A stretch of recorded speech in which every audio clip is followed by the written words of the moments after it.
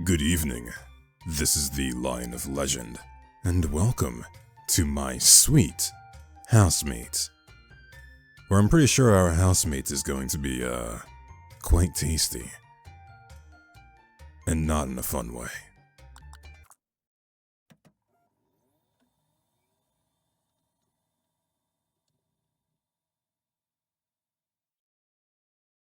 In-house listing search. Room 15M2, $550 a month. Can I change any of this? Do I have to? Alright, I guess this is what we're gonna pick. 15 square meters, single room, shared kitchen, bathroom, no deposits. One room in an apartment at 318 Williamson Ave, no deposit, 1 year minimum tenancy. Alright, guess we're applying. Oh, alright. As per usual, lion. He, him. I get a voice.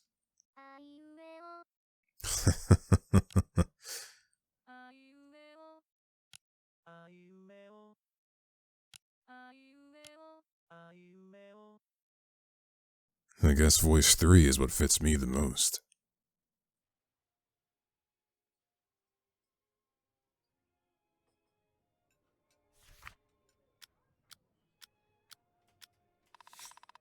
You tiredly wait for the application to go through before you shut your old laptop with a sigh. This ancient thing, that has clearly seen better days, somehow already managed to start hyperventilating after you opened just a couple of tabs. You promptly put it in your backpack as you lean back in your seat. You can't help but let out a sour chuckle. Anyone else would probably find this old worn-down diner seat extremely uncomfortable, but you don't have that luxury of complaining. In fact, it might be the softest thing you sat on in a week. Unaware of your own actions, you start anxiously fidgeting with your phone, silently praying to all the possible gods out there that your application will be approved. 9. 10. At this point, you've been homeless for 11 months, nearly a year. After saving all the money you could for several months, you finally were able to save enough to rent an apartment. Or at least, that's what you thought. In 11 months of your homelessness, the housing prices only went up, making it practically impossible for you to find anything affordable at this point. You frantically searched every housing website, hoping to at least get some shitty old room, but nothing was ever even nearly in your price range. But this listing was everything you could ever ask for. You were thanking whoever was up there in the sky, or down there in the pits of hell, that you managed to apply basically minutes after the listing went live. Sure, it's shady as hell. No deposits, no required credit history. There aren't even any pictures, and as a cherry on top, you'll have to live with some random guy you have no information about. You were so eager to get it first, too, that you didn't even ask for a tour. If anything, you are almost entirely sure that it's probably some old shed, or even worse, a human trafficking trap. But you are already at the point where you don't even care. You feel like you'll go insane if you have to spend another night out in the streets. You shudder at the memories. Yeah, anything is better than that. You can swear your heart skips a beat as your phone lights up with a new notification on the home screen. It's an email from the housing website. Could it be? You impatiently unlock your phone, somehow managing to enter your password incorrectly twice before you do. You quickly locate the email app and anxiously start reading. Thank you for your application, Lion. We appreciate you using our services and our smart algorithm has picked these 5 other apartments for you to look at. Ugh, are you kidding me? I just applied and already got an ad. You silently curse the website, thinking that it would have been better if they paid for your rent instead of financing these ads that no one probably even looks at. Well, besides you. While busy with your grandiose brain-cursing session, you almost skip another notification that quickly floats into your phone screen. It's yet another email. I swear to God, if it's another ad. But it isn't. It's an email sent by whoever has posted that room listing. The first thing you note is its ridiculous length. It's short. Too short. In fact, there are only 3 lines, 2 of them being Dear Lion and B.R. Sungmin Kim, the name of the original poster. The middle line just says, if you come to the apartment to sign the contract within 30 minutes, I'll give you the key. Now, you are entirely sure that your heart is skipping at least 30 beats a minute. You immediately spring from the seat, grabbing your backpack on the way, before your attention is caught by a sad small cup of unfinished coffee on the table. Squeezing your lips with rising guilt, you quickly grab and drink the cold remains before putting it back down and storming out of the diner. Will this finally be the day that ends your homeless life for good? You find yourself in front of an apartment door, trying to catch your breath. You don't particularly know how, but you somehow manage to make it in time. However, now you aren't even sure that you are in front of the correct apartment in the first place. You were fully expecting some shady and old building, but it turned out to be just some average apartment complex. Something you could probably never even dream of affording in your current state.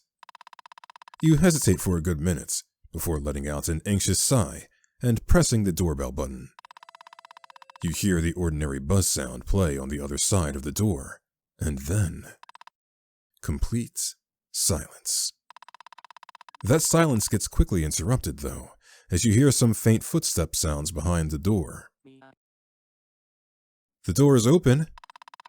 You jolt as the sound of a man's voice comes from within the apartment, but almost instinctively push the door open.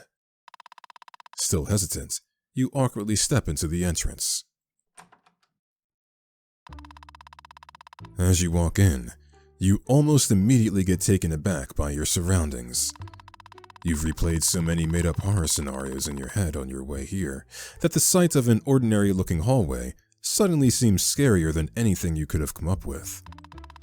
There's no one in sight, so you just default to a polite stance in front of the entrance door, not even daring to make a single step.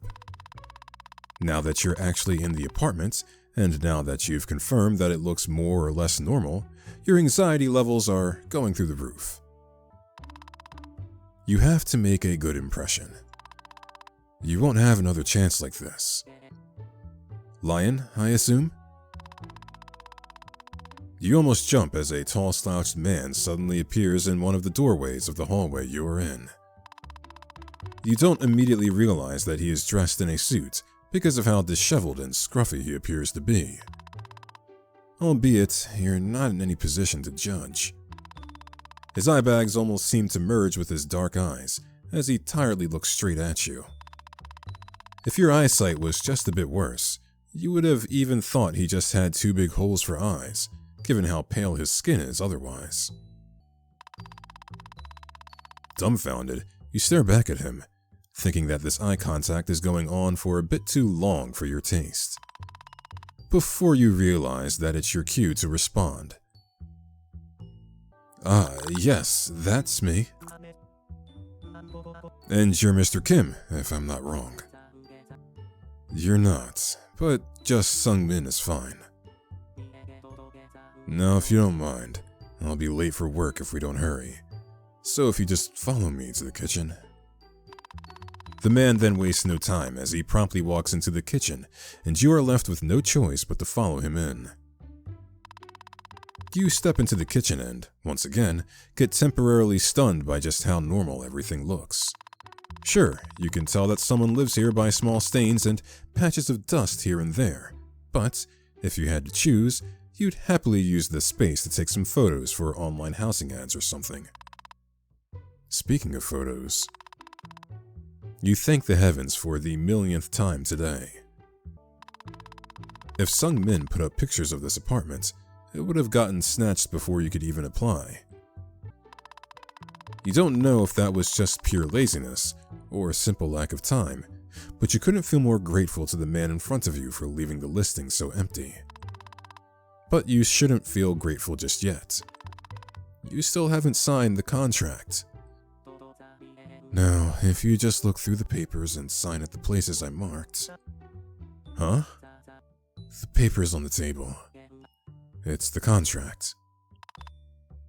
Wait, is that it? That can't be it, right? He won't even ask for any additional information. But if you're concerned about the rent, the payment is obviously upfront. But we can go through that in the evening. If I stay any longer, I will probably get fired for being late. You're free to move your stuff and unpack, though. But if you're not interested, that's fine too. But then I'd appreciate it if you... No, I'll sign, I'm interested. Wow, you're an eager one, aren't you? Right. Clearly, this man is not all too concerned about who his new flatmate will be. If he was, he wouldn't have put up an empty listing and responded to a random application within minutes of receiving it. You can't even afford to care about his reasons at this point. It's a good apartment, the rent is something you can afford, and the only tenant doesn't look all too crazy. You quickly grab the papers messily scattered around the table, with slightly trembling hands as you then read through them. After making sure that it really isn't some part of a human trafficking ring, you take the pen laying around on the table and find the marked spot Sung Min mentioned.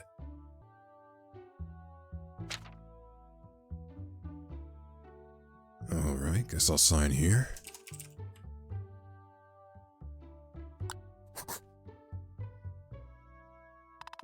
After you sign, you audibly breathe out before handing the papers to Sung Min. He quickly goes through them and then nods to you. Great. Your room is the one opposite of the bathroom. It's to the right of the kitchen. That should be it for now. Right. The man in front of you feels around his pockets for a brief second before putting his hand into one and then taking something out. He fumbles with the item for a moment before he finally gets a firm grip on it. He is definitely clumsy, to say the least. Here's the key. Just don't lose it.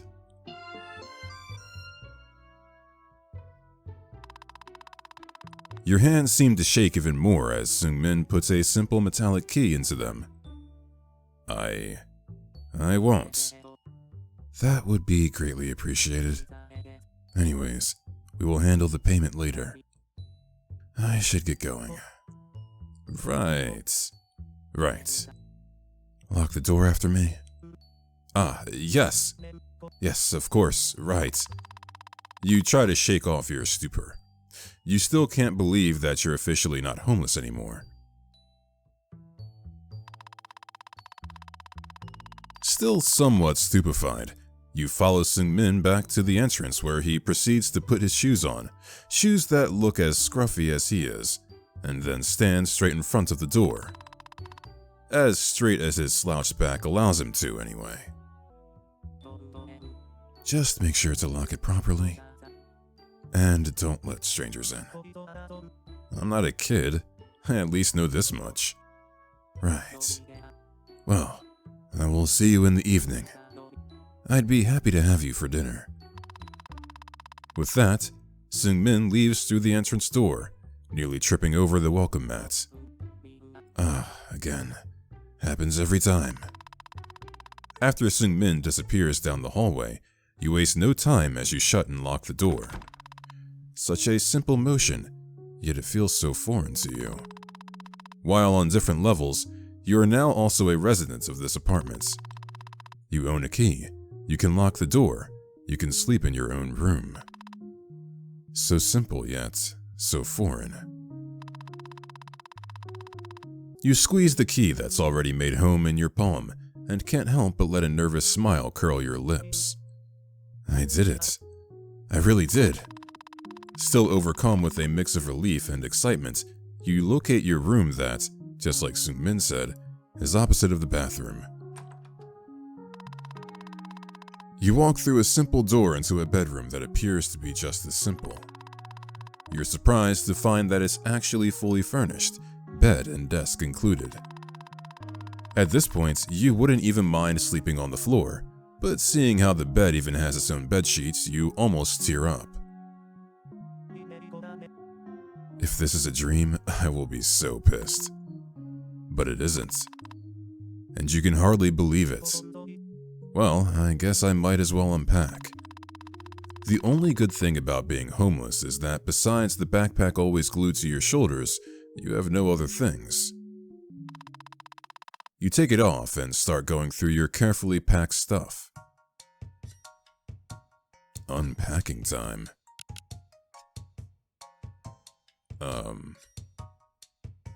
Toothbrush. What is this? Some kind of like charger? A bottle? I guess I'll put that in the kitchen. Shampoo. Bathroom. Put this fork in the kitchen. Anti-stink bathroom. Multi-gummies. Put that in the kitchen. Okay, we'll put this in the bedroom. Do not resuscitate it. What the hell is this? Put in the bedroom.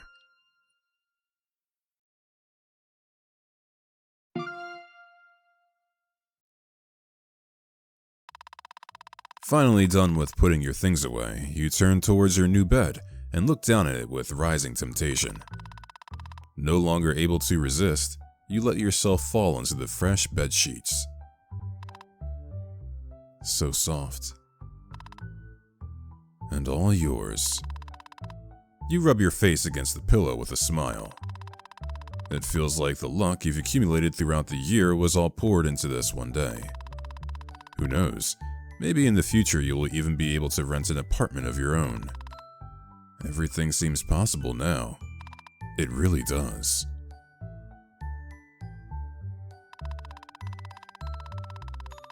You don't notice how your eyelids start feeling heavier and heavier, and by the time you realize and open your eyes, a few minutes have already passed. Luckily though, you don't have a shift today. Might as well take a nap. A really lucky day, huh? Left with no energy to even think, you let yourself fall into deep slumber.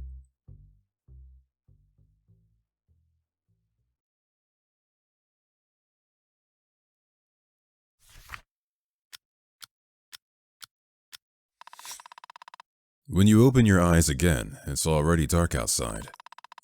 Feeling strangely satisfied and refreshed, you stretch and slowly sit up. God, I haven't slept this good in a long time. Oh shit. Right. Sung-min said that you'd sort out the rent payments in the evening. And he even offered to have dinner together. Free food. Crap, but this is not what's important right now. You feel a sense of anxiety build up in your throat as you check the time on your phone. 10:27 p.m. Crap. While you silently curse yourself for being so careless, you get off the bed and start unconsciously walking back and forth. I mean, if he really cared, he would have woken me up, right? It's not like you locked the room or anything. Speaking of that, is he even home? You cautiously tiptoe towards the door and quietly put your ear against it, trying to see if you can catch any sounds. He's here. You can clearly make out some footstep sounds and moving noises coming from the outside of your room. Great. Wonderful. You're not getting kicked out just yet. Maybe the dinner offer is still on the table too. Not wanting to wait any longer, you swing the door open and walk into the hallway. Surprisingly, the hallway looks really different when it's dark. It almost has this new feel to it.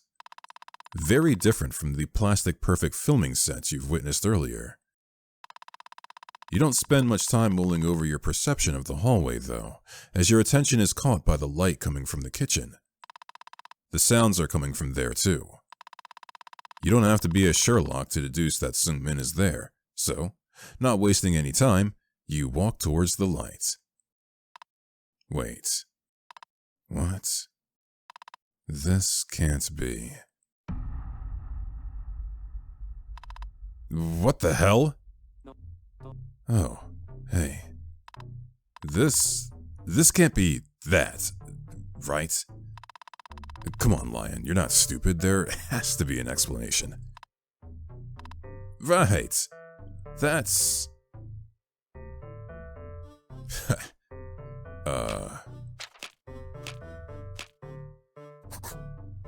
Hyper-realistic cake. Is that hyper-realistic cake you're making? You know, like in those videos, where everything is cake. Those are all cakes, right? No, these are real human body parts. Oh, come on, you were supposed to agree with me. Oh, sorry. This is just a weird-looking pig. If you're picking up what I'm putting down. Shit. And you just started thinking you lucked out with this apartment. What is he? A serial murderer? A cannibal? A serial cannibal? No, wait, that's wrong. A cannibal serial. If you're thinking about calling the police, I'd advise you against it. Of course you're calling the police. Next thing you'll know, it'll be your leg he has on that cutting board. You just got out of homelessness, and you're not about to die to some cannibal, serial murderer in a pink apron now. You do understand that if I get arrested, you will no longer be able to stay here, right? Do you read thoughts too? I don't. How do you know I want to stay here anyways? Just so you know, Mr. Seung-min, I have a grandma I can stay with at any time. No, you don't, Mr. Lion. And even if you do, you probably hate her enough to apply to a random suspicious listing and sign the contract all on the same day. So you did it on purpose? Well, something like that. Oh boy. Well, I feel like calling the police right at this second is too risky.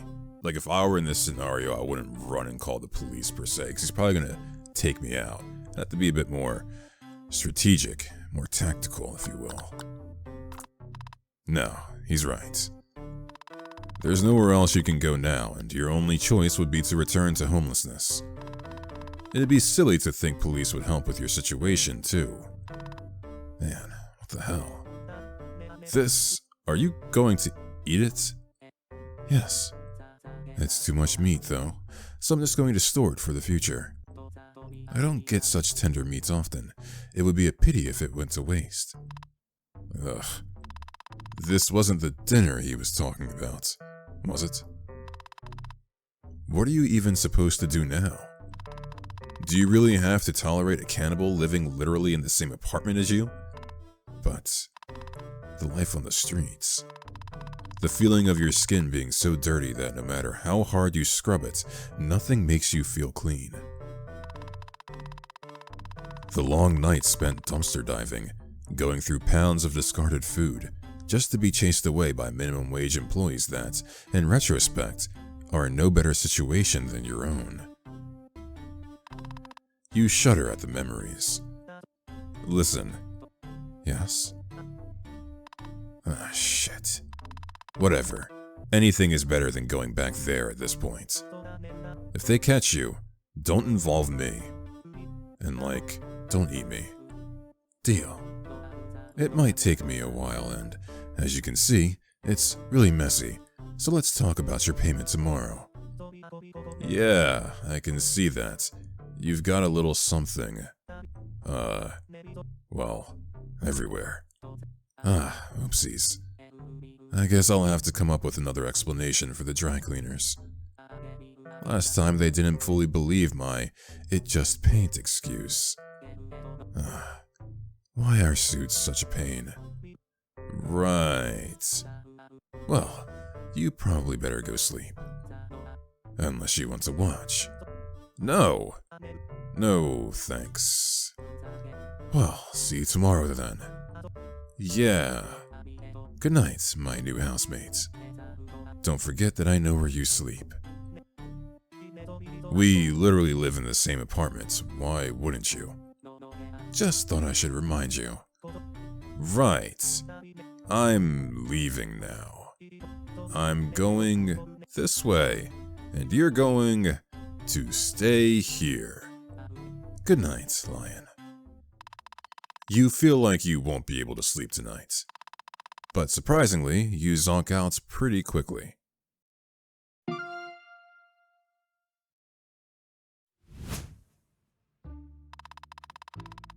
The next few days, you are still overcome with a faint sense of panic, afraid that Seung-min will eat you, or even worse, the police finds him, and you will have to go back to the streets. But, contrary to your fears, nothing really happens. In fact, after handling the first rent payments and enduring Seung-min's awkward attempts at thanking you, you don't even see him all that much. Regardless of how under-socialized he seems, he's fairly polite when you do encounter him. Seung-min seems to work some pretty brutal hours at his office job. Your apartment is basically a ghost town half of the time. You wouldn't be surprised if there were literal ghosts haunting this place, considering all the bodies piling up around here. You're lucky that your shift usually starts in the early morning and ends somewhere during the daytime or evening, unlike Seung-min's grueling schedule. At first, you thought that you'd at least cross paths with him in the afternoons, but, as it turns out, he typically comes home rather late at night. It's unlikely that your housemate is getting his full 8 hours of beauty sleep. 3 weeks pass by without you noticing, and still, you can count the amount of times you've crossed paths with Seung-min on your one hand. Those few times that you did see him, you could feel his gaze linger on you. You're not sure what that is about, but even when he is not around, you can still feel his eyes lapping at your skin. Sometimes you wake up in the middle of the night to the sounds coming from the kitchen, which your imagination twists into the sickest imagery. But that aside, you really have nothing to complain about. You can't be more grateful to have a solid roof above your head and somewhere to return after work every day. Some form of steady housing really does change your life for the better. You don't have to worry about where to sleep every single night, about not being able to shower when you want, about the chance of getting robbed if you're not careful enough, about having some privacy, and so on. You hate to admit it, but you really don't regret staying here even a bit. You condemn what Seung-min does, but considering you're not really exposed to it anyway, even the constant dread of being butchered or kicked out if he's ever found out slowly leaves your mind. Despite how absolutely worn out Seung-min appears to be, he is very mindful about the cleanliness of your common spaces. Surprisingly, even your funds start looking better now that you're able to take on more hours and leech off Seung-min's Wi-Fi. Hell, you even start considering getting a second job. Everything seems almost too good to be true.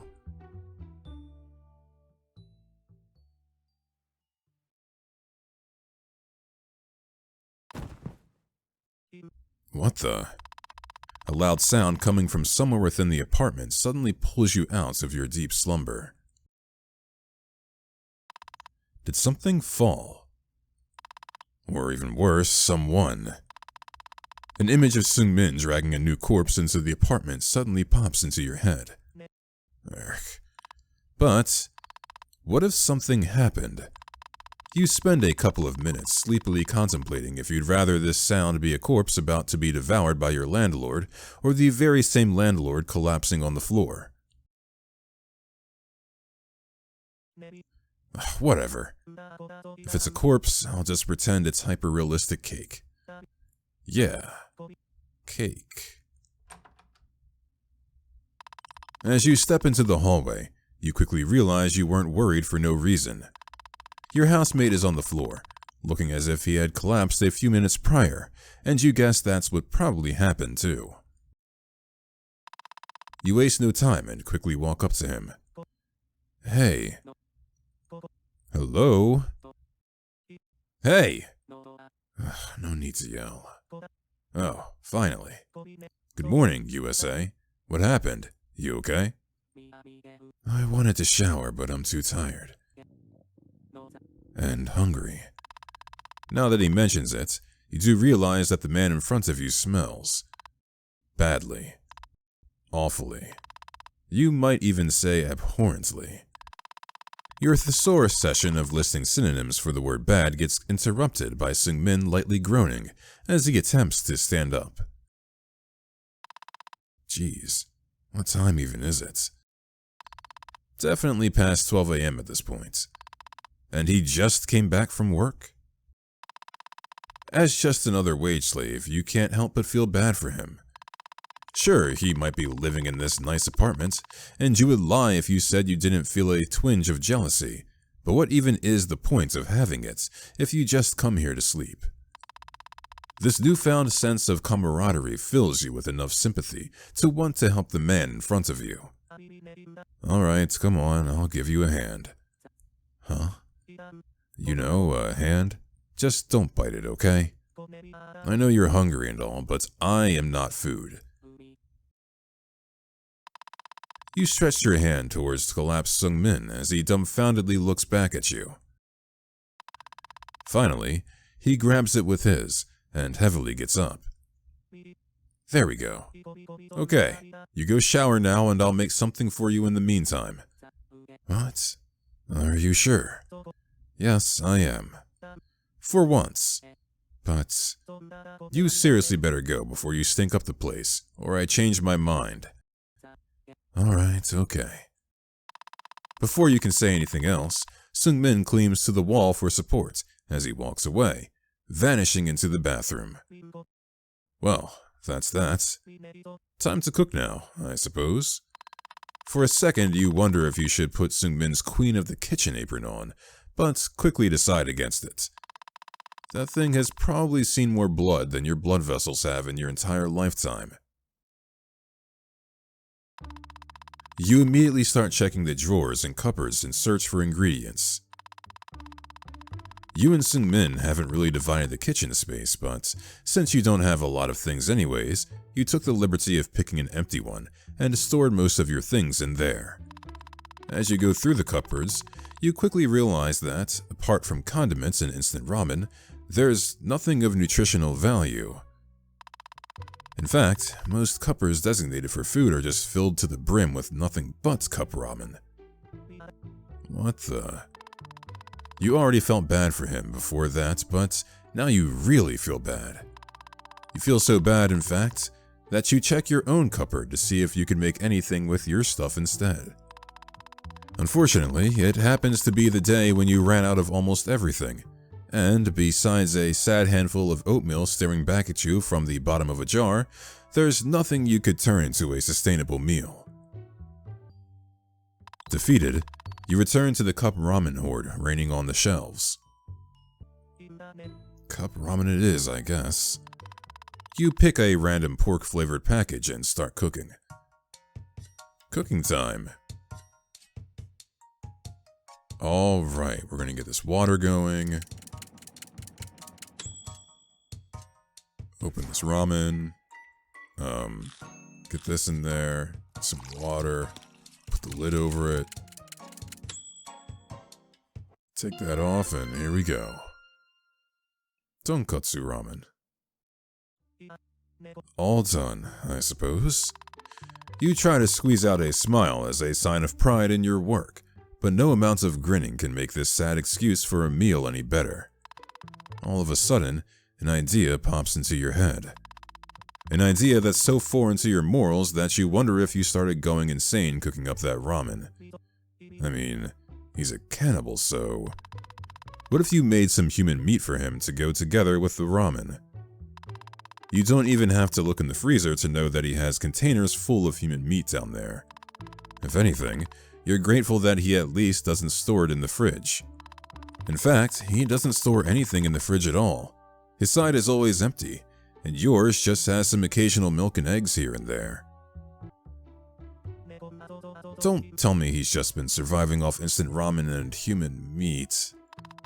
Well, it's not really time to contemplate about Seungmin's dietary choices at the moment. He will probably be out of the shower soon. You have to decide.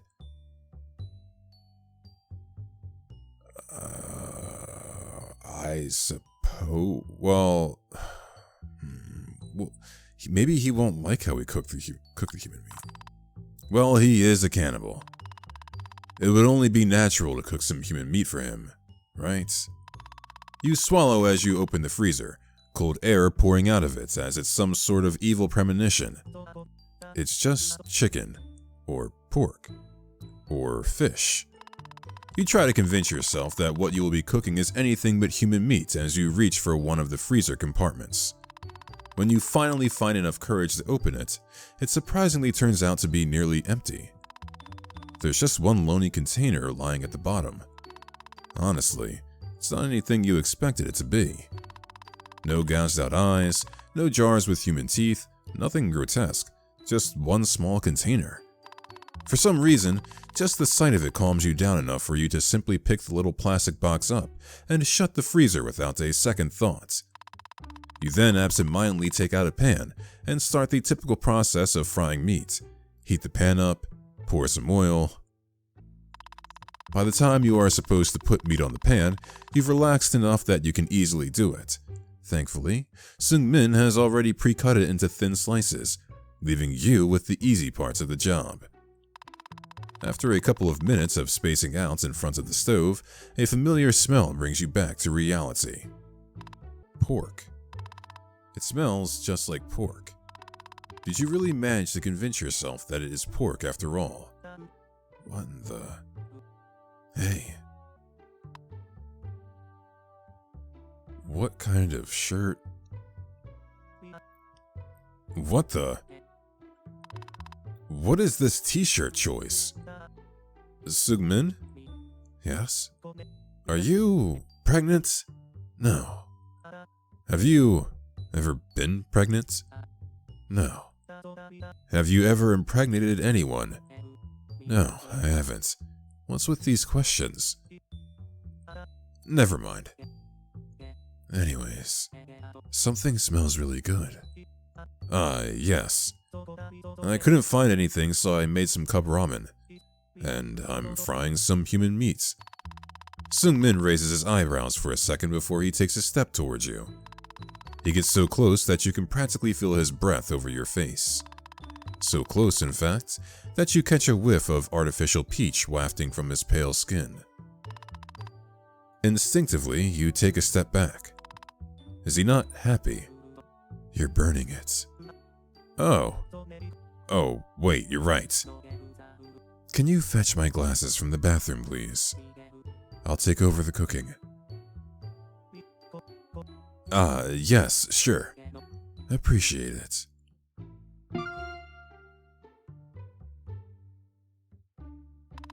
You quickly make your way to the hallway. In a way, it almost feels like a dream. Or a nightmare. Regardless, you're just happy that you're not the one frying in that pan. Sighing, you step into the bathroom.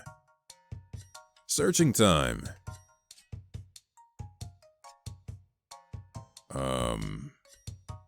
Okay. Let's move some of the stuff out of the way. His glasses right here, it looks like.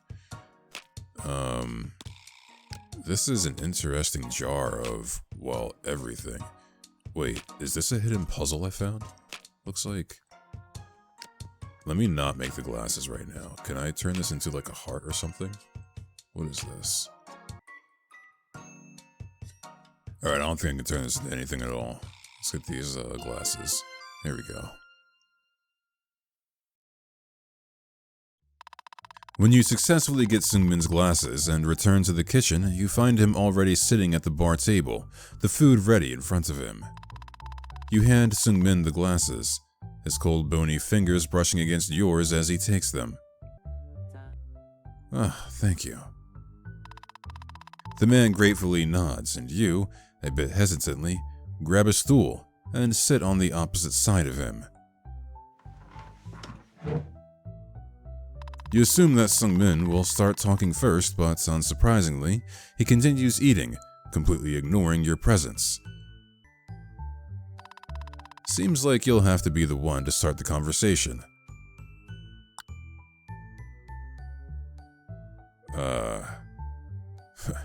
What does it taste like? So what does it taste like? It's good. No, that's not what I meant. The human meat. What does it taste like? I was actually wondering about the food that I made, but we can go this direction too. I can share.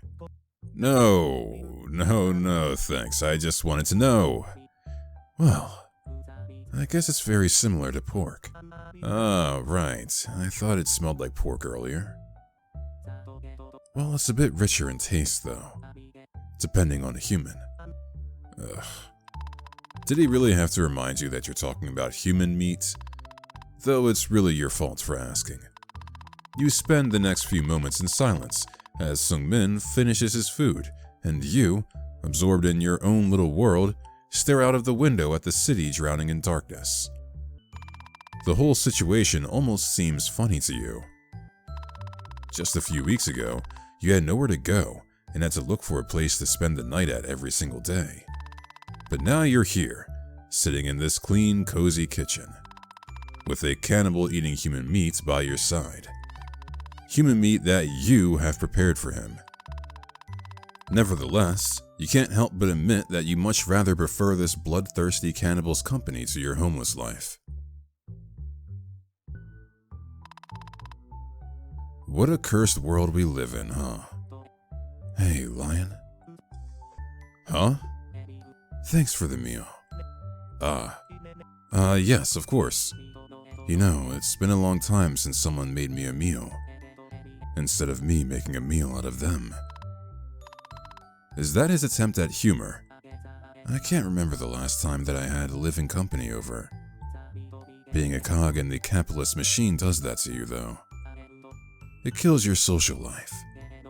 Sometimes I think that the dead enjoy my company more than the living do.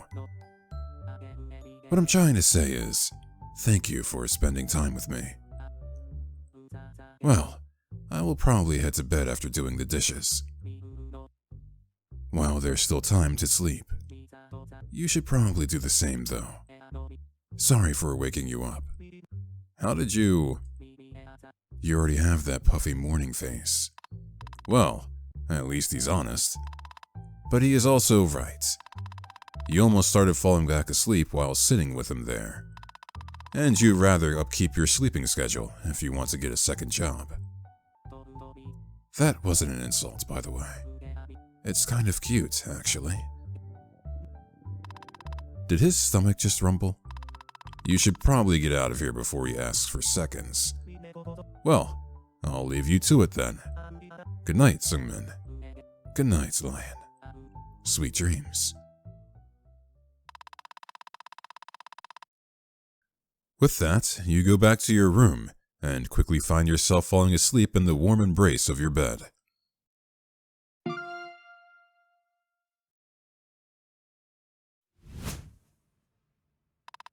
The next day, you can't help but mentally go back to your encounter with Seungmin. You feel that he is...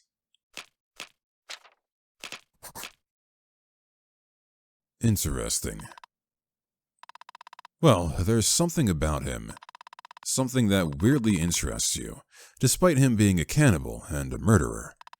You almost feel bad about your morbid interest, but your gratitude for the housing opportunity is far greater than your crumbling morals. Who knows? Maybe you've already started losing your mind with all that's been happening. Or perhaps he started infecting you with his own insanity. Still, you can't ignore your strange fascination and spend the whole day thinking about it. You're so absorbed in your thoughts that you don't even realize how quickly the day passes. In the end, you go to bed completely exhausted after another day of hard work.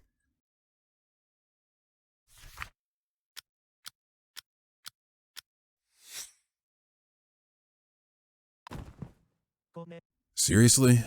Again? It hasn't even been a full day, for God's sake. This time you don't even waste time sitting around and immediately get up and swing your door open as you step into the hallway. You stop in your tracks almost momentarily. The hallway turns out to be empty, and there are sounds of water coming from the bathroom. Seung-min is probably showering in there. Then what was that noise? Surely you're not going insane yet, are you? You hesitantly start walking forward before you notice something around the corner that was not there before. Something red. It's just the corpse. Wait, a corpse? Seems like you've somehow jinxed it yesterday. Based on the amount of meat you saw in the freezer, or rather lack thereof, you guess that Seung-min probably decided to restock. Jeez, this one looks really rough. Why would he even need to tie it up, though? Please. What the? Alright, okay. Seems like this corpse is not so dead. Please spare me. I haven't done anything. Right. And what are you supposed to do now? The terrified woman stares at you with desperate plea in her eyes, her arms and legs both tied with layers of thick rope. Definitely not something you expected or were ready to deal with when you were leaving your room. You mentally curse at Seung-min. You're not going to hurt me, are you? No. I'm not with that guy. Jesus, this woman looks petrified. Well, no wonder. She's practically head to toe covered in blood. But this is really awkward. She's just a poor innocent person with an insane lack of luck. You know her fate better than anyone. But do you really have any right to intervene? Then please, will you help me? Instead of responding, you just rub the back of your neck, feeling conflicted about what to do. At the sight of that, the woman's face sinks in, growing hopelessness. What's your name? It's Lion. I'm Alicia. I'd say nice to meet you, but this is probably not the best time for that, huh? Yeah. God, he's so scary. I was just walking down the alley from work, and then he jumped out of nowhere. I mean, look at all this blood. He did all of this to me. God, I don't even know what's going to happen to me. What did I do to deserve this? He's keeping you a prisoner here, isn't he? Well, you wouldn't exactly call it that. Come on, two people are stronger than one. I'm sure that if we act together, we can easily overpower him. I promise that no harm will come your way. I might not look it, but I'm quite agile, you know? Well, you really don't want to risk being the one getting eaten instead. Oh, come on, don't you see that I'm scared? Oh, yes. Yes, you can. Lion, please. I really don't want to die. I'm wondering, I have so many questions going through my mind, like, did Seung-min, did he carry this lady here conscious? And he didn't, like, muzzle her or anything, so she can just make all the noise that she wants? And therefore, is this some sort of test? I don't know. Well, my plan here is to try to find all the endings, so I guess it doesn't really matter how I answer. We'll save her. No, you can't just leave this poor woman to die. You might be bad enough to live with a cannibal, but you still have enough integrity to not watch someone get killed right in front of your eyes. Okay, alright. Yeah, I'm gonna help you escape. Really? Oh, Lion, thank you. Of course. I don't know how I can ever repay you. You're my hero. You probably shouldn't tell her that you considered doing the opposite just a moment ago. Okay, wait here and I will go fetch a knife to free you, alright? Okay, just please hurry. Right. It would be really bad if Sung-min caught you trying to help her escape. If he doesn't see anything, maybe you can just come up with a lie and say that she escaped on her own or act clueless. Surely he won't do anything to you, right? But you will think about it later. It's time to act. You quickly make sure that there are still sounds of water coming from the bathroom and quietly sneak into the kitchen. Searching time. Okay, what do we have? Okay. That looks like a knife.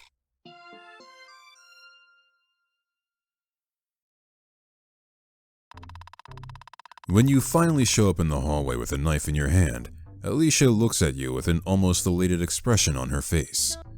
Lion, you did it. Yeah, sorry, it took me a while to actually find it. The kitchen drawers are kind of a mess. Doesn't matter. Quick, cut the ropes. Ah, right. You carefully start cutting the ropes on Alicia's arms, trying very hard not to accidentally damage her clothes. Clothes that look way out of your budget. Although you're not sure if they can even be used anymore, the amount of blood on them is probably not something you can easily wash off. Once you finally cut the last knot, the ropes start slowly falling off. Hey, what are you doing? Oh.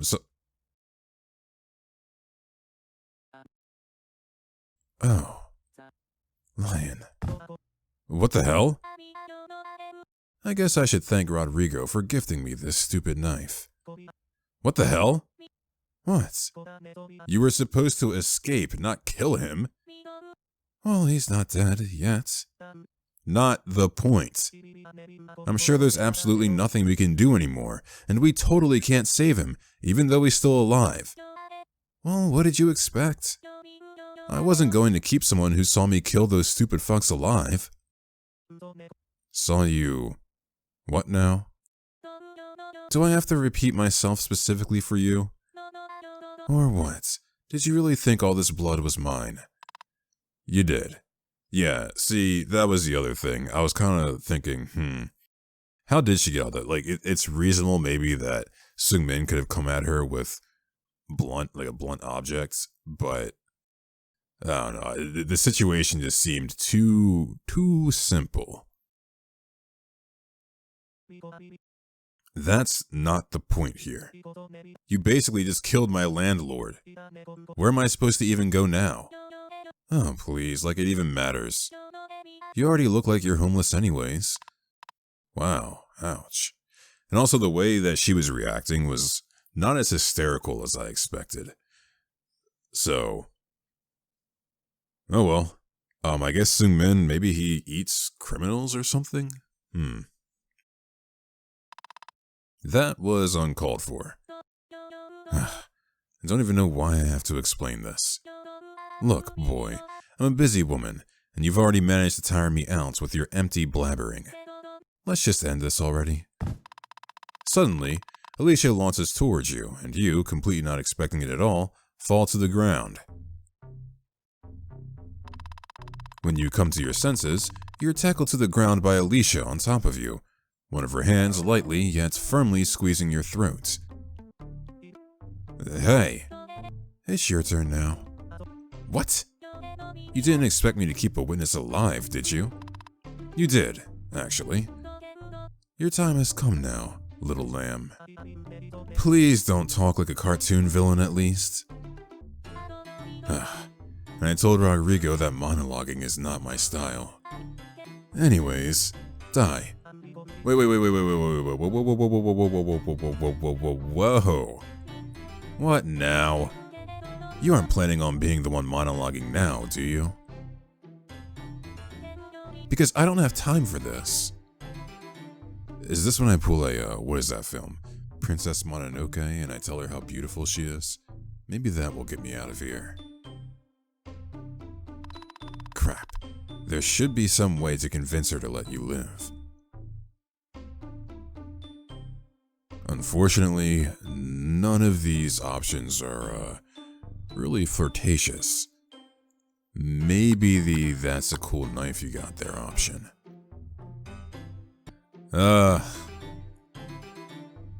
That's a cool knife you got there. For a moment, Alicia just stares at you. Ugh, this old thing? Rodrigo gave me this because he thinks I like a pink character from a video game for toddlers. But just because I like a pink video game character does not automatically mean that pink is my favorite color. I mean, don't like. God, I wish people wouldn't just assume things about me based on my interests. Not that I'm interested in it or anything. Pink is such a stupid color anyways. Who would even like it? And just because I kept the knife doesn't mean that I like or appreciate it or anything.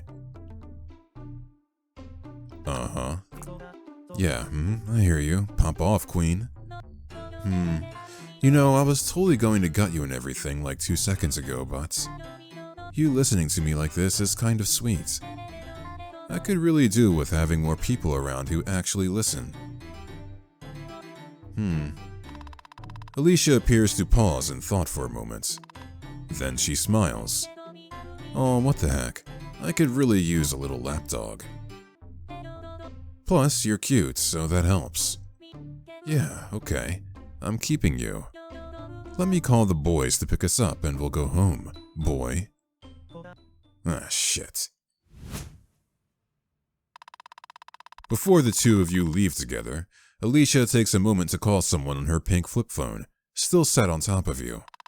Meanwhile, Seungmin's body lies lifeless beside you. His eyes do not move behind their lids. His blood seeps into every crevice of the cold floor beneath him, the last remnants of his warmth slowly fading away with each drop of blood that escapes his pale skin. F. Rest in peace, Seungmin. Eventually, you're whisked away by Alicia, spirited away into her life of criminal activities. You learn that she's head of a rather scary-looking organization. You're not entirely sure what it does, but the amount of blood, firearms, and money you see every day are all a good sign that you're better off not knowing. You're given a softer life, however, kept by Alicia as some kind of human pet. You become accustomed to Alicia referring to you as good boy. In fact, you can't even get her to call you by your actual name anymore. You're not even sure you remember it yourself. What was it again? Each night, you go to sleep in a newspaper-padded crate on the floor beside Alicia's queen-sized bed. But hey, at least you'll never have to be homeless again. Unless something happens to your new owner.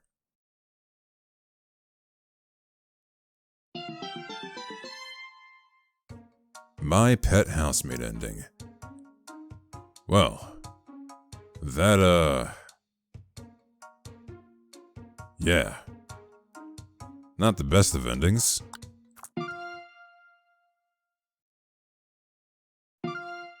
And I don't think I'm that much of a good boy. Alright, well. Wait, what are these? Oh, okay. Alright, I see. Ah, there's some gallery. Alright. What the? Made you look. Holy moly. Alright, so let's go back and see what else we can find. So this time we'll save her. I mean, we won't save her, we won't save her. Nah, I'm good, you're on your own. Instead of fear, Alicia's face contorts with rage at your refusal. How dare you? How dare you refuse me? Do you even know who I am? You insignificant, stupid! Her yelling seems to attract attention, because a freshly showered Seungmin creeps out from the bathroom. Slowly, he slinks up behind Alicia as he reaches for the light switch.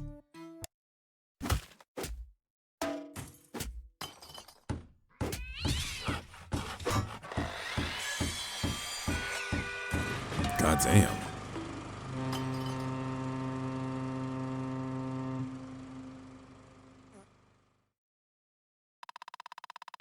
Seungmin stands victorious over Alicia's now battered corpse, though you doubt she had any chance in the first place, being tied up and all. This made me hungry. Good thing I brought home takeouts. At first, his remark confuses you, until you glance down towards Alicia. That's definitely one way to call her corpse. Hey, Lion. You nervously look up at him. He doesn't want to make you into a home-cooked meal now, does he? What you made yesterday was decent, and your company was quite energizing. So I was thinking, maybe we could cook together. We could share, too.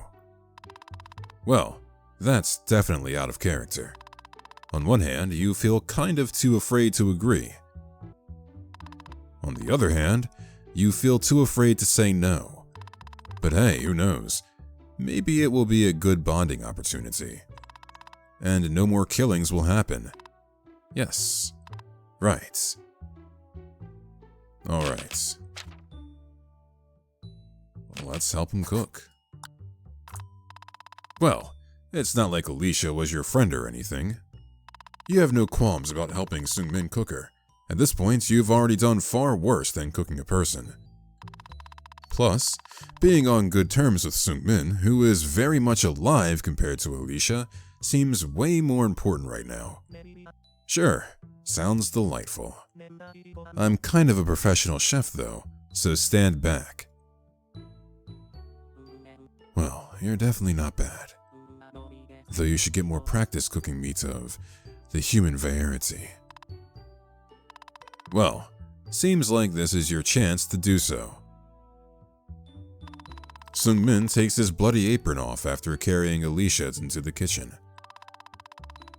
It doesn't help make him look any less scary though, as his exposed skin is practically drenched in her blood.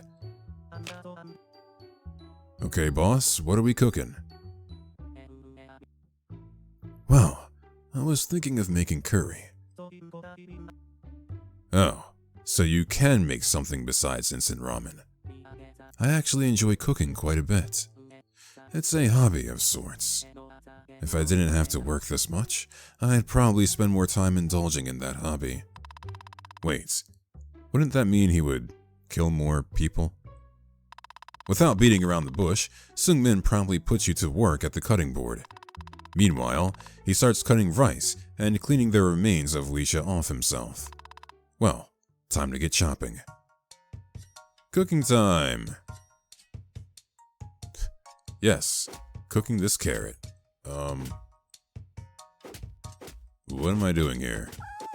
Oh god. Well, this is one way to censor it.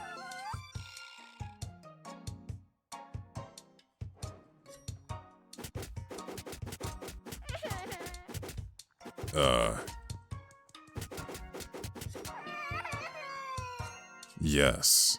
We're getting to work here. Oh, that's, I thought it was censorship. Guess we were just getting the, you know, some other things ready. Boy.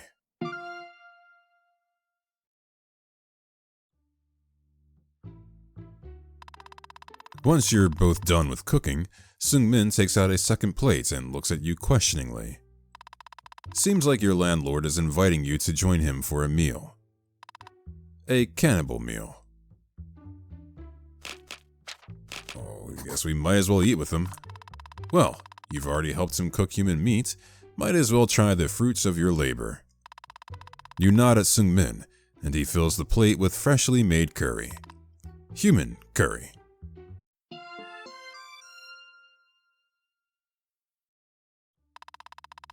You look down towards the fresh bowl of curry. The warm aroma from the piping dish is alluring. It has a deliciously spiced scent that dances across the kitchen, lingering delicately in the air. Various seasonings in the dish create a romantic, hot and heavy yet sweet mouth-watering fragrance that you can practically taste. The human meat you cooked really adds some pizzazz to the whole thing. Right. You nearly forgot that this curry is topped off with a nice serving of Alicia. You feel a little guilty that she smells so good. You both take the same seats as yesterday, and you can't help but feel a sense of déjà vu. Well, practically because you did do the exact same thing the day before. This seems like a good opportunity to get to know Seung-min a little better, though. What's your backstory? What's your, backstory? What kind of question even is that? Tell me how you got to this point. About your life. Well, it all started when I was born. In a town where I grew up. To 2 loving parents. Then I went to school and graduated. That's it? What did you expect?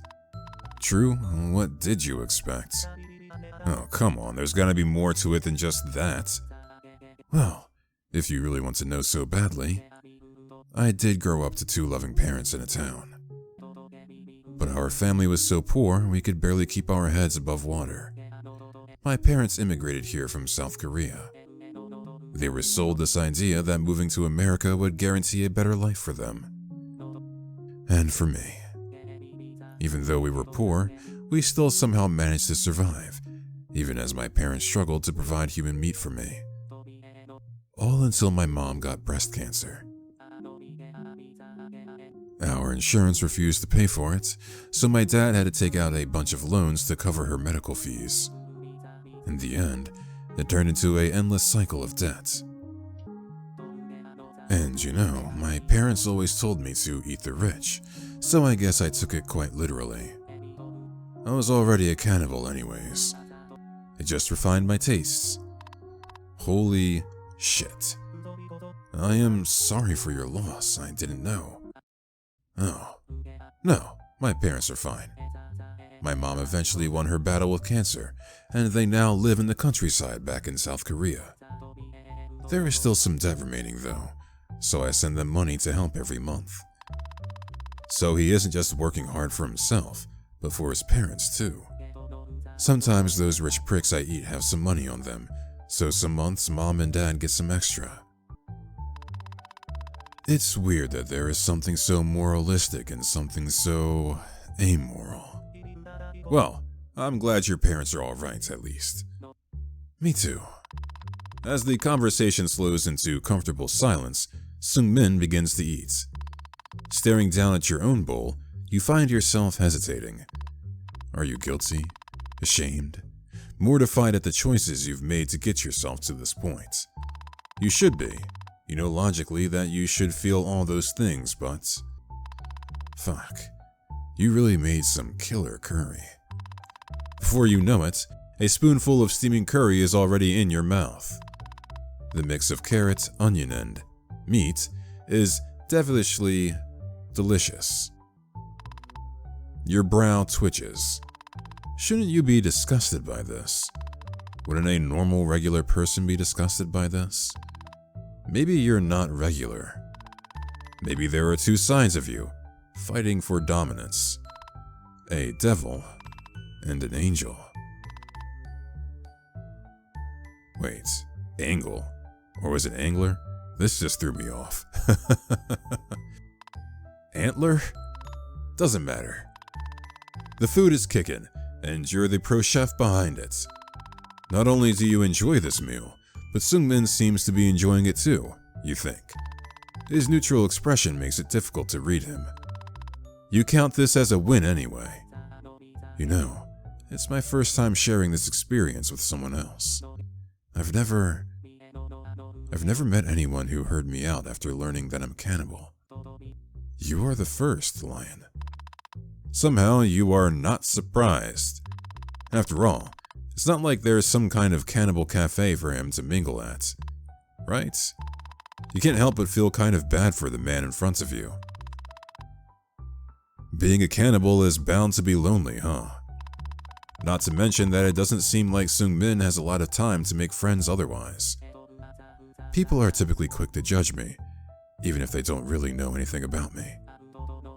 They form their impressions of me without even getting to know me first. I feel like at some point I stopped trying.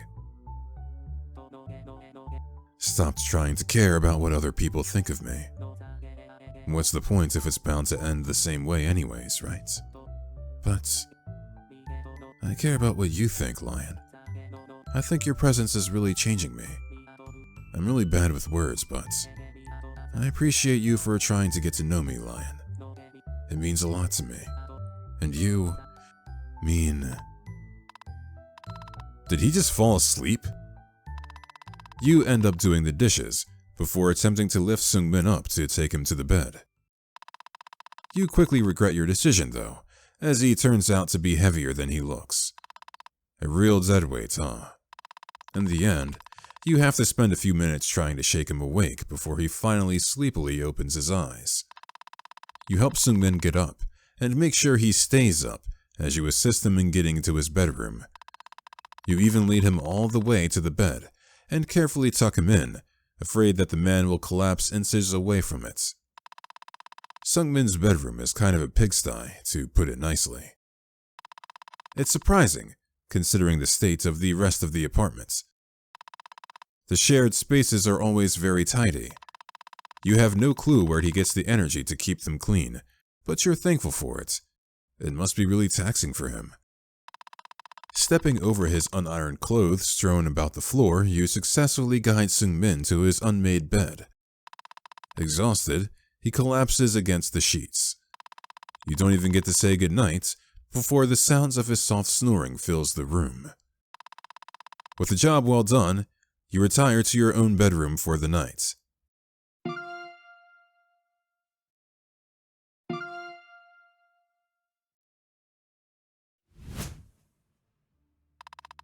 You'd say the dinner goes pretty well. So well, in fact, that the two of you go on to have many more dinners together, spanning over weeks, then months, then a year. Surprisingly, Seung-min turns out to be rather soft for a bloodthirsty cannibal. Before you know it, your relationship with him naturally progresses into something more romantic. The two of you officially become partners. You really let Seung-min cook, and perhaps that's what set you on this path. This path towards destiny. Towards the day that Seung-min proposes to you. You don't expect it, the abrupt nature of it all, when he slips the ring off your dinner's finger and gets down on his knees. The ring isn't your size, but you know you could always get it adjusted later. Finally, all your simping pays off. Of course, you accept. Your wedding takes place at the most classy location anyone dating a cannibal would choose. The butcher counter at the local supermarket.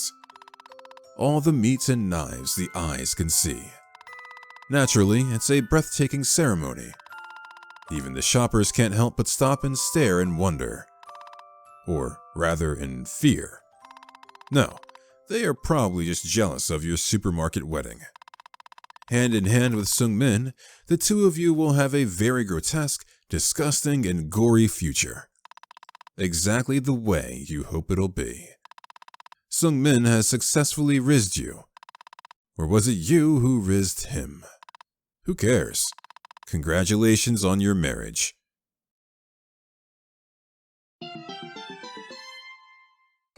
My Homemate version 1. And you didn't even fall off of a cliff. Well, I guess I expected a romantic potential ending. And look at that, a free ring. Oh boy, what else do we have here?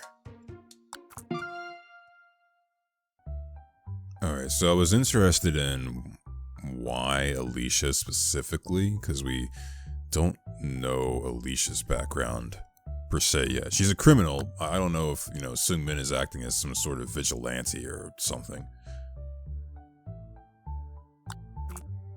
Why did it have to be Alicia? She seemed sweet. Well, for the most part. But why did you pick her specifically? I didn't. She was just there in the alley. Alley? Yeah, she was already covered in blood, fighting some other guys. I just thought she was an easy meal. So much for my vigilante theory. Somehow you're not even surprised. Typically, I pick someone from the company I work at. Someone scummy, someone rich, someone I don't have empathy for. Then there are some days like this one where I just get lucky.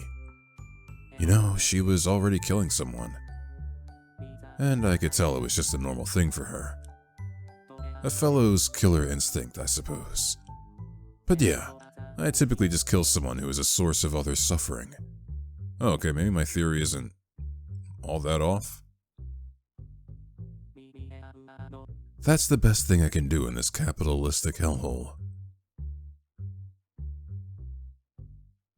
This is still kind of brutal. This is still brutal though. They're just fellow human beings, like me and you. It's not like they've done anything wrong. Fellow human beings, one that you're about to eat. Did you forget that? Or do you not see her as a person, just because she's on your plate? Come on, you're going to make me lose my appetite. Plus, aren't you renting this room out of desperation? Not many people would stay with a cannibal they don't know, unless they didn't have any other choice. Well, yeah, but still. Have you ever thought why you were in this situation in the first place? The system can't work without an oppressor and a victim. Which one do you think you are? Some food for thought, I guess. Bon appetit. Huh. Capitalism isn't that bad, Actually, capitalism isn't that bad. Our society wouldn't function without it. Anyone can make it in this world if they try hard enough, like I did. I don't know if it really worked out that way. I'm here now. I'm not out here sleeping on a park bench anymore because I pulled myself up by my bootstraps and actually worked hard to get here. I mean, yeah, sure, you worked hard, I suppose, but also, you got real lucky with that posting that Seung-min made. Homeless people still out there on the streets just have to do the same. Holy moly. I'm about to be the next victim. It's just how the system has to work. Seung-min stares daggers at you. He doesn't say anything for a good minute, making you feel gradually more uncomfortable. The silence is unsettling. Finally, he opens his mouth. Lion, I like you, so I will just let this pass. But only this once. Well, it doesn't look like he can change his mind. As the conversation slows into comfortable silence, Seung-min begins to eat. Staring down your own bowl, you find yourself hesitating. Are you guilty, ashamed, mortified at the choices you've made to get yourself to this point? You should be, logically that you should feel all these things, but fuck, you really made some killer curry. Before you know it, a spoonful of steaming curry is already in your mouth.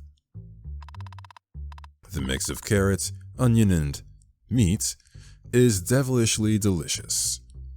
Your brow twitches. Shouldn't you be disgusted by this? Wouldn't a normal, regular person be disgusted by this? Maybe you're not regular. Maybe there are two sides of you, fighting for dominance. A devil and an angle, or was it angler? Antler? Doesn't matter. The food is kickin', and you're the pro chef behind it. Not only do you enjoy the meal, but Seung-min seems to be enjoying it too, you think. Alright, I'm gonna assume that Alicia, there's probably options where she does not take us home, because these other options don't really dig into her character, if you will.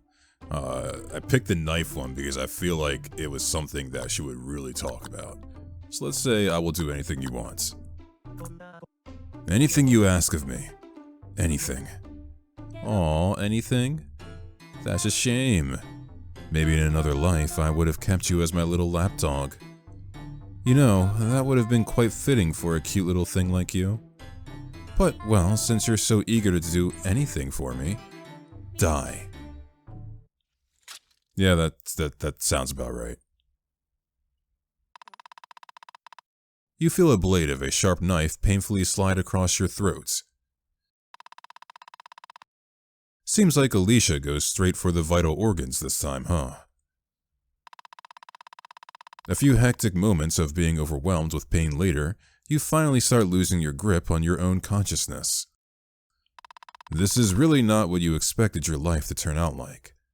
It just started looking up for you, and now you're dying with a probably already dead cannibal by your side. Well, at least you're not alone.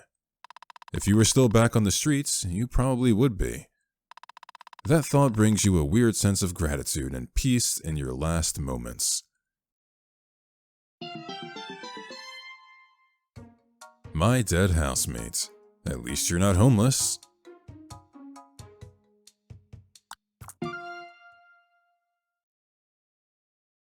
Alright, let's say that he's dull here. To be completely honest, there's nothing about him that interests you. In fact, he's so boring that you can hardly even form a solid image of him in your head. The fact that he is a cannibal is probably the most interesting trait about him, and that alone says a lot. Still, you can't help but feel grateful for the housing opportunity. If it wasn't for Seung-min, however dull and uninteresting he is, you would not have been here in the first place. But otherwise, nothing else ties you down to this apartment, and you are already planning on how to leave it in the future. You spend a whole day fantasizing about moving out, and don't notice how quickly it passes. In the end, you go to bed completely exhausted after another day of hard work.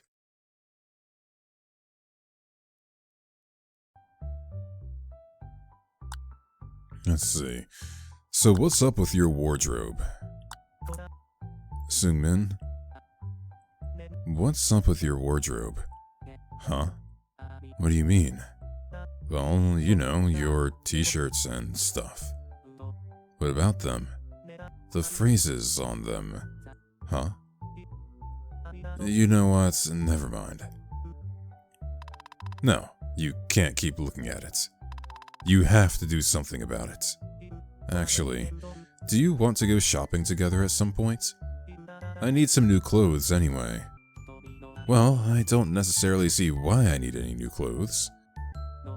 But maybe a couple of new t-shirts could be nice. Score. Alright, it's a promise then. Seung-min just nods in agreement. Hopefully you won't have to look at this again in the future. And it seems like you might have just scored a date with a cannibal. As the conversation slows into comfortable silence, Seung-min begins to eat. Staring down at your own bowl, you find yourself hesitating. Oh, this is different. Okay, so we have... Okay, so we got the ring. What? Does he think you're a simp or something? Living with and dating a cannibal is one thing, but dedicating your whole life to him is another. Who marries their landlords anyway? You tell him, hell no. Yet you continue living with him, successfully escaping the iron grip of homelessness with a friend, buddy, bro by your side. You're in far too deep now. If the police ever came for Seung-min, you know they'd arrest you too, but you don't really mind that risk. You're in this together now. Together forever. Landlord and tenant. Yin and yang. Partners in crime. Platonically, of course.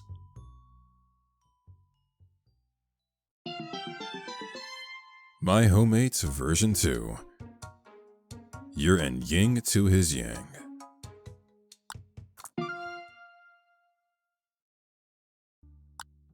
Alright, so we're gonna not help him cook. Moments ago, you were looking into Alicia's eyes, hearing her voice, watching her breathe. Just the thought of helping Seungmin cook her is enough to turn your stomach. You can't do this, even if that means you have to face consequences. Nah, fam, I'm good. You go ahead, though. Are you sure? Yup, pretty sure. Alright. Good night, then? Ah, right. Good night. You slowly retreat to your bedroom, deciding to retire for the night, not wanting to watch Seungmin enjoy dinner. Before you know it, the sleep overtakes you.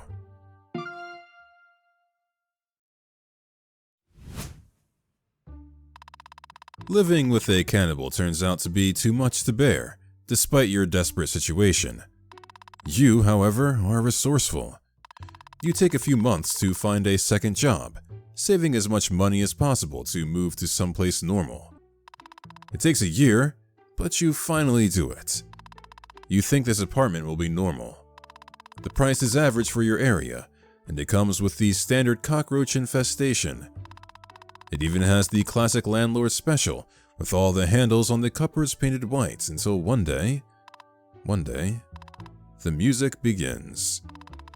Above you lives a pianist, and each night their music coming from above rattles you to your core.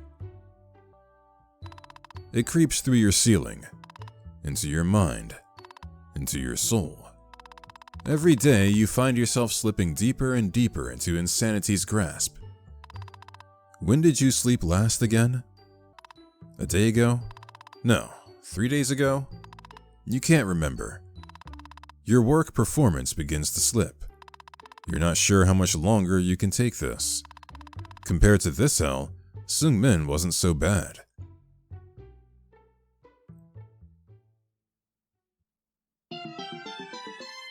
My ex housemate. Was it really worth it?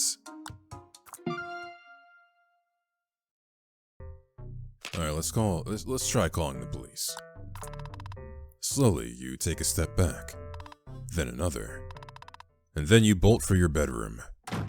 You slam the door and lock it, pressing your back against it while panic rises in your chest.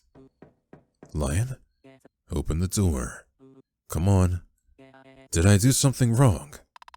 Quickly, you retrieve your phone, rapidly dialing 911. 911, saw, dude. My housemate is a murderer. He's cutting people up on our kitchen counter and, oh god. Oh, damn, that sounds like it sucks. Are you going to help me or? Nah, we don't like prank callers. Lay off the alcohol and don't call back.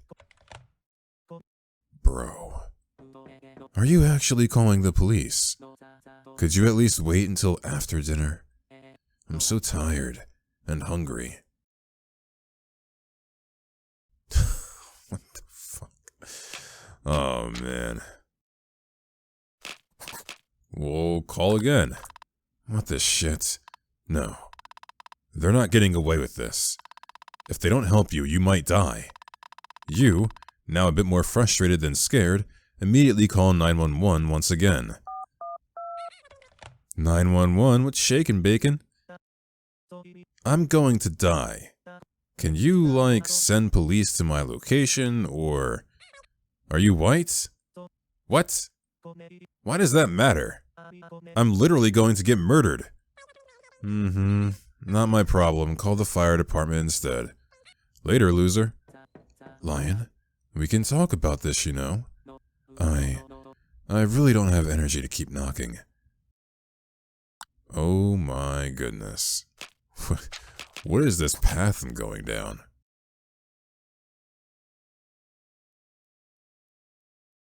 We'll call the police again.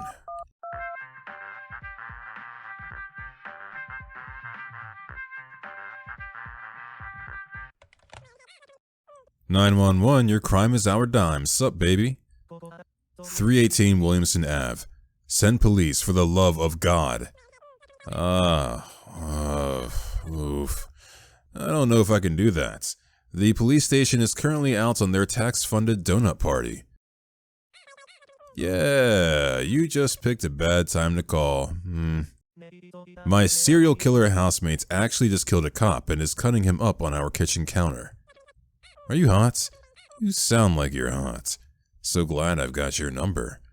Wait, cop? Your roommate killed a cop? Why didn't you say so? Police will arrive shortly. Stay calm. Stay calm. Now you wait, as Seung-min continues to tiredly tap at the door separating him from you. Before you know it, you can hear the sounds of police sirens swarming the apartment building. Terrified yet patient, you stay hidden in your room, practically counting the seconds until you're saved from this apartment of horrors. After what feels like forever, you can hear the sounds of the front door breaking, the yelling of unfamiliar voices, and the loud footsteps storming throughout the apartments. Relieved, you nearly jump through the door you've had locked this whole time, desperate to be safe in the arms of law enforcement. Of course, things never go the way you want them to. Instead of safety, you're met with bullets mercilessly burning through your flesh. You collapse against the floor. To your right, you see Seung-min staring blankly back at you, his blood pooling around his head. Blood that gently greets you, mixing with your own, warming your rapidly cooling body. This isn't what you wanted, but at least you're not alone in the end. My rescued housemate, did you expect actual help? Let's give the fire department a call. Well, there's no song called Fuck the Fire Department. You spend the next few minutes finding the phone number for your local fire department, while Seung-min weakly taps at the door behind you. Lion, I'll probably get the death penalty. Don't you think that's kind of unethical? I only killed a few people since my childhood, but it's not that much. I've only killed maybe 4 innocents. The rest, you could barely call them people. It's not as many as the courts killed with the death penalty. Please help me. My housemate is literally cutting someone up in our kitchen end. Have you tried contacting the police? Yes, bro, and they didn't help. Yeah, they tend to do that. Believe it or not, we get like 13 calls a week. Anyways, we're on the way. Now you wait, as Seung-min continues to tiredly tap at the door separating him from you. Before you know it, you can hear the sounds of fire truck sirens swarming the apartment building. Terrified yet patient, you stay hidden in your room, practically counting the seconds until you're saved from this apartment of horrors. After what feels like forever, you can hear the sounds of the front door breaking, the yelling of unfamiliar voices, and loud footsteps storming throughout the apartment. Relieved, you nearly jump through the door you've had locked this whole time, desperate to be safe in the arms of your saviors. You see the firefighters talking calmly with Seung-min. You expected to see them wailing on him, but instead you see them gently patting his back, offering to get him some food before hauling him down to the police station. Seung-min is cooperative. He doesn't look angry, just kind of sad. The two of you exchange glances before he is carefully guided away by first responders. A month goes by. You've ended up right back where you started. Homeless, now that your landlord is rotting away in prison. At least he gets fed every day. Clothed. With a roof over his head. You can't deny the tiny shreds of envy that flutter through your mind when you hear about his murder case on the local diner's television. Most days you try to ignore the details about his serial killer status. Who knows what he would have done to you if you didn't call for help? Some days you visit the same fire department that you reached out to. Sometimes the people there that are familiar with you from your call provide you with small yet hot meals. It's not much, but it gets you through another day. Then, on the coldest day of the month, while taking shelter at the diner, You overhear a broadcast announcing Sun Min's execution, due to take place early next morning. His horribly gaunt, bruised face projected on the TV screen turns your stomach. No, don't feel bad for him. Your bones would probably be rotting in his fridge right now if you didn't do this. This isn't your fault. He's a murderer, a serial killer. He made his choices, and you made yours. Out into the cold you go after the diner closes for the night. You've been hanging out in a nearby alleyway recently. You've even got a box set up for shelter and everything. Fancy. As you lay down to rest for the night, your mind is filled with thoughts about Sun Min. Regrets, anger, sadness, fear. It's a cold night. The howling winds that barrel down the alleyway shakes the garbage bin that blocks your home from prying eyes. It's loud, cold, and especially lonely. He would have killed you. Despite the cold, sweat trails down your forehead. If you didn't know better, you'd think you're in some kind of oven, slowly heating up towards a boil. You remove your socks in an attempt to ease your discomfort. The stars are slowly fading as the sun rises. Light pours down the alleyway. It creeps along the walls to caress your face in its touch as you begin to fade. Can he see it too?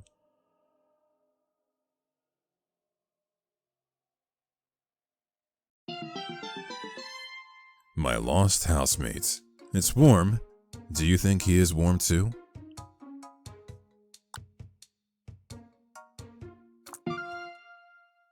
Okay, so earlier I did go into this capitalism route, but it was still based off of the idea that I found Sun Min to be interesting. So now I've decided to call him dull, since it seems that does have impact on endings. And now we're gonna go to the whole, hey, capitalism isn't all that bad route. So we'll say, why did you choose Alicia? We're gonna go through this because we went through it already. Oh boy. Whoa, what has happened here? Sun Min's brow twitches, a red flag against his otherwise stoic face. You've really done it now. Is that so? He calmly stands, straightening out the wrinkles in his t-shirt. This is different. He collects his plate of curry, obviously done with this interaction. Regardless, you continue. I'm just saying, anyone can make it if they try hard enough. Nobody has an inherent advantage over others. Some people... You feel harsh waves of pain overwhelm you as you see Sun Min's plate launch into your head. The next moment, the world goes dark, and you lose the grip on your consciousness.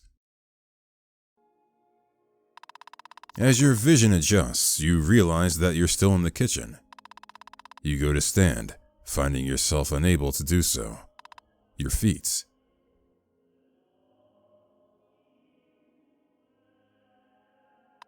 You realize that you can't feel them anymore. Not only are you unable to feel them, but looking down, you notice that they're completely missing, along with your lower legs. For some reason, you're calm. Your body feels fuzzy and warm. The world around you doesn't feel threatening at all, despite your current state. Warm. You go to wipe your face with your hands, finding yourself unable. The binds that hold your wrists to the chair that you're currently glued to pull against your skin as you do so, yet it does not hurt.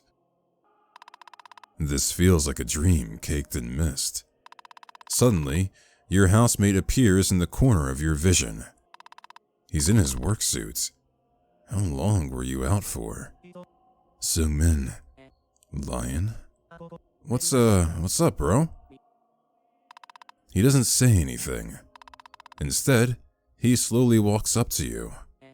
You know, I should be thanking you right now. You gave me the perfect opportunity to indulge in my cooking hobby. He gets on his knees in front of you, Honestly, this is probably my best meal so far. I'm calling this dish Lion Crudo. Wait, Lion Crudo?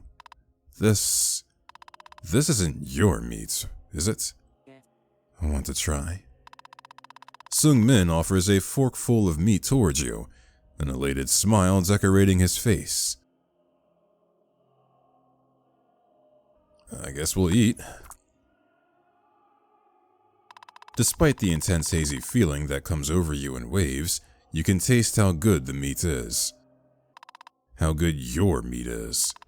Your raw flesh and fat, now served to you topped in seasonings and a mouth-watering savory sauce that brings out your rich flavors that now spreads across every inch of your tongue. What do you think? It's beautiful, Sungmin. He smiles knowingly at you. I'm so happy that you like it. You've said the same thing all other times, too.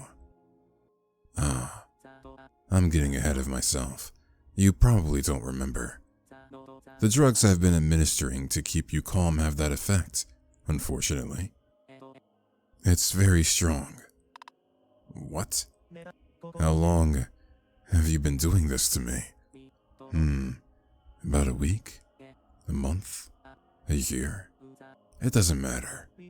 Why are you doing this to me? Well, to be honest, you were getting on my nerves. I trusted you, and you betrayed that trust. How can you defend the people that oppress you, oppress us? I thought I finally found someone who would understand me. Someone who gets it. Someone that I could let into my world, my life. But, like always, I was wrong. It's sad. I thought you were different. But not being different doesn't mean that you're not special. You're dear to me. I don't want to let you go. You're really good at drawing me in, Lion, like a thick cut of meat being dangled in front of a starved hound. Do you know what hunger does to a man like me, Lion? The need, the urge, the hunger, the need. I need you. I need this. I can't go back to how things were before you waltzed into my life. I'm not letting you go back to your old life, just to rot away somewhere. It'd be like throwing perfectly good yuho. I hope I pronounced that right. That's why I'm doing this. It would be a waste to just eat you without a second thought. No. Your body deserves a fate that's much, much better. Don't you agree, my little partridge? Sung Min stands and retrieves a pill bottle from the kitchen counter behind him. In just a blink, he's standing in front of you again. I think it's time for a nap, Lion. But don't worry, I'll wake you up for dinner, alright, dear? Just rest. The warmth from his hand, which is now on your cheek, vibrates through your core. It's hard to look up at him. Your eyelids feel as heavy as a ton of bricks. Sung Min kneels in front of you again. Is his face getting closer? His lips clash against yours. His fingers tighten around your jaw, prying your mouth open with ease. His tongue quickly invades your lips, leaving something in his wake. His hand now comes over your mouth. Swallow. You do it. The world around you swirls in a nauseating display of colors and sounds. Yet, despite this, Sung Min's voice is clear. I'll take care of you, Lion. There won't be any more struggling now. For some weird reason, it brings you a foreign sense of comfort. You finally shut your eyes, more willingly than not. You're not sure what exactly is going to happen to you, but you feel certain that Sung Min actually will take good care of you.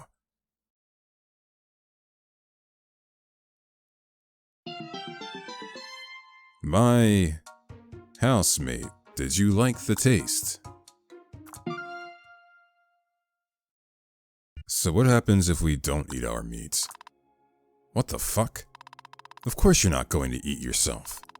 Panic floods through your thoughts, slowly starting to pull you out of your dreamlike state.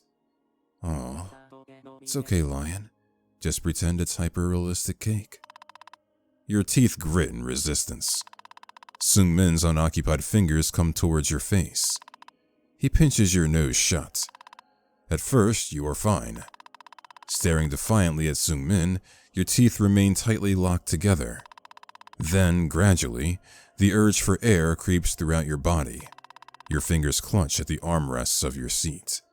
Your lungs begin to feel tight, your ribs slowly feeling as if they're starting to close on you, like a bear trap squeezing an animal. You struggle, trying to shake Seung-min off, before the exhausted-looking man continues to hold your nose firmly shut with little effort. You can't take it anymore. Your lungs burn, your body feels like it's on fire, the chair is splintering from how tightly your nails are now embedded into it. You gasp. Seung-min takes the opportunity to shove a piece of your own flesh into your mouth. What do you think? I'm kind of horrified, but honestly, it tastes pretty good. A wave of shame washes over you. Seung-min smiles. See? That wasn't so bad now, was it? You took that pretty well in the past, too. I'm getting ahead of myself. You probably don't remember. The drugs I've been administering to keep you calm have that effect, unfortunately. It's very strong. What? How long have you been doing this to me? About a week? A month? A year? It doesn't matter.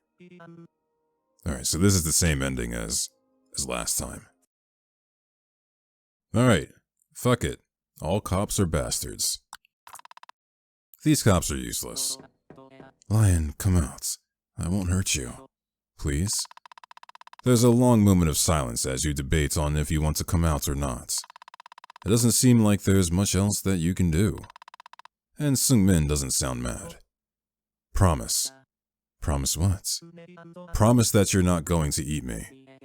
Lion, if I wanted to do that, I would have already. I need you.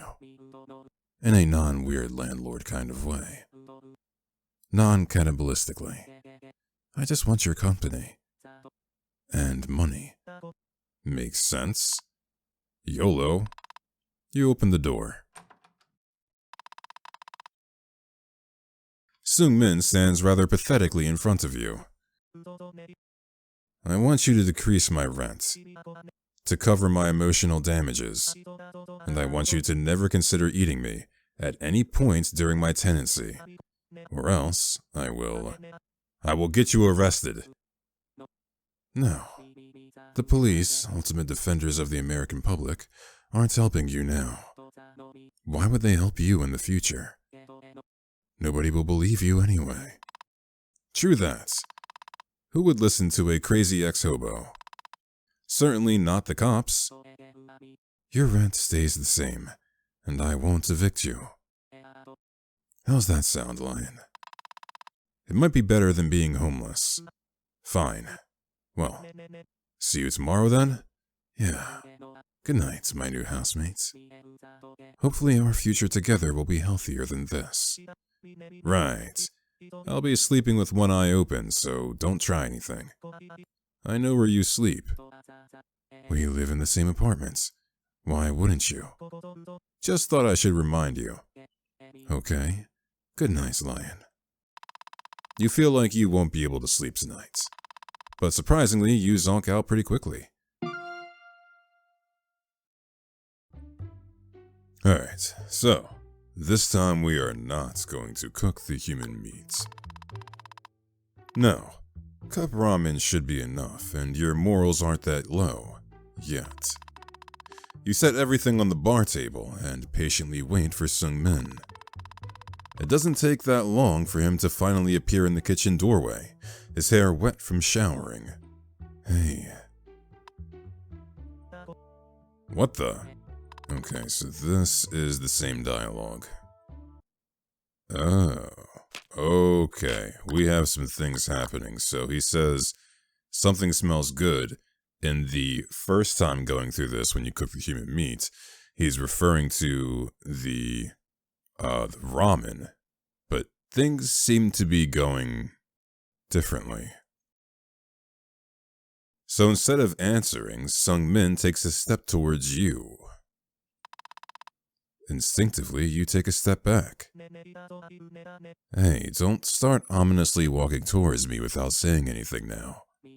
Oh, sorry. All of a sudden, he pushes you down. Is that better? No, it's times worse now. Well, nothing we could do about it now. He wasn't talking about this when he said something smelled good, was he? Sung-min? Yes? What did you say smelled good? You smell delicious right now, Lion. Why, thank you. I've been using a new body spray. Wait, no. You're not going to eat me, are you? Sorry, Lion, that's just how it is. But we made a deal. Ah, yes. I guess I'm terminating our agreement then. You can't just do that. But I'm already doing it. Fair enough.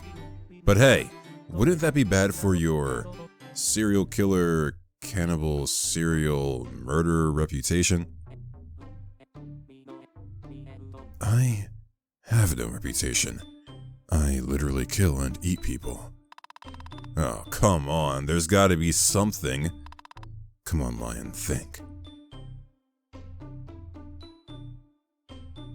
I feel like none of these answers are going to get us anywhere.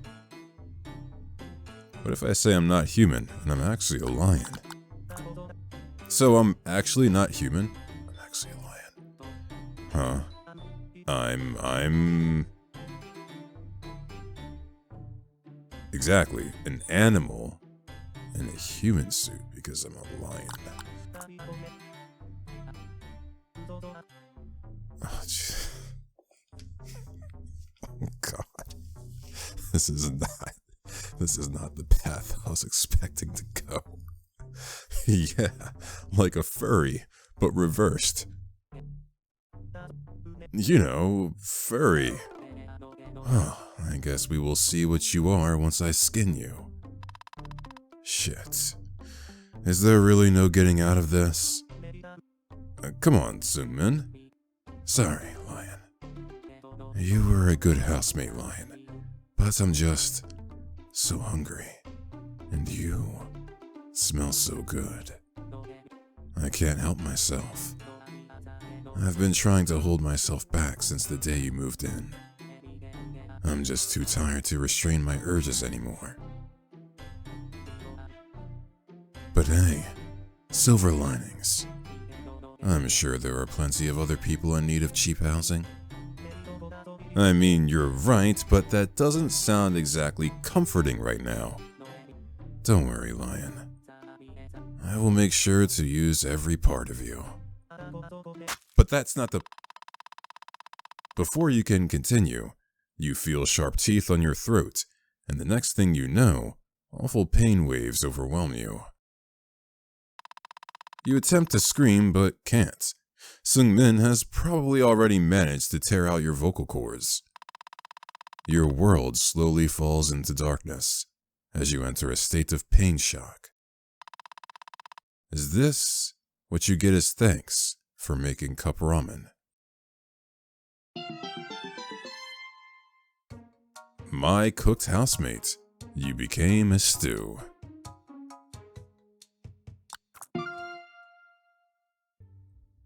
Alright, so I believe we have not gone down this route yet, where I helped him cook, but I am not going to eat with him. Oh, I already ate earlier, so I'm still full. It's one thing to cook a human, and another to eat it. And you're not about to become a cannibal buddy for your housemates. Are you sure? I made enough for 2 people. Yep, pretty sure. Alright. Thank you for cooking with me, Lion. Good night, then? Ah, right. Good night. You slowly retreat to your bedroom, deciding to retire for the night, not wanting to watch Sung-min enjoy dinner. Before you know it, the sleep overtakes you. Living with a cannibal turns out to be too much to bear, despite your desperate situation. You, however, are resourceful. You take a few months to find a second job, saving as much money as possible to move to someplace normal. It takes a year, but you finally do it. You think this apartment will be normal. The price is average for your area, and it comes with the standard cockroach infestation. It even has the classic landlord special with all the handles on the cupboards painted white, until one day, the music begins. Above you lives a pianist, and each night their music coming from above rattles you to your core. It creeps through your ceiling, into your mind, into your soul. Every day you find yourself slipping deeper and deeper into insanity's grasp. You hit your boiling point. You're not going to let some music-playing douchebag ruin the peace you've worked so hard to obtain. You didn't share an apartment with a literal cannibal for a year for this. You stomp your way up to your apartment stairwell, banging on the musical offender's door. Open the goddamn door. Is that asshole gonna— Ah, this is the alien. Well, I see they called me a dumbass. Wait. No way. This can't be.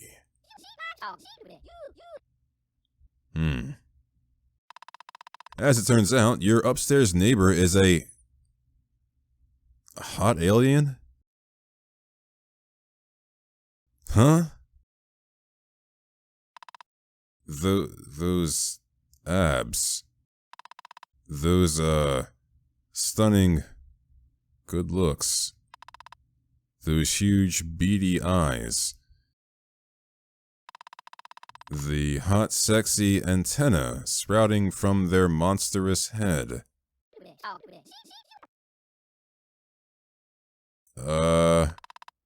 It's love at first sight.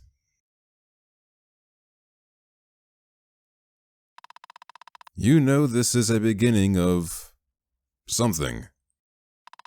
Something special.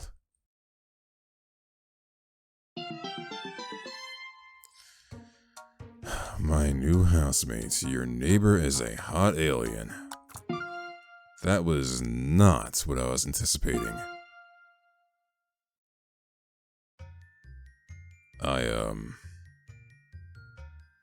Wow.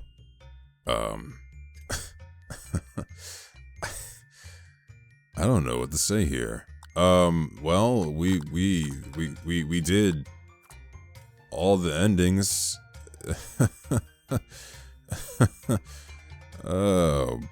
What the hell did I just go through?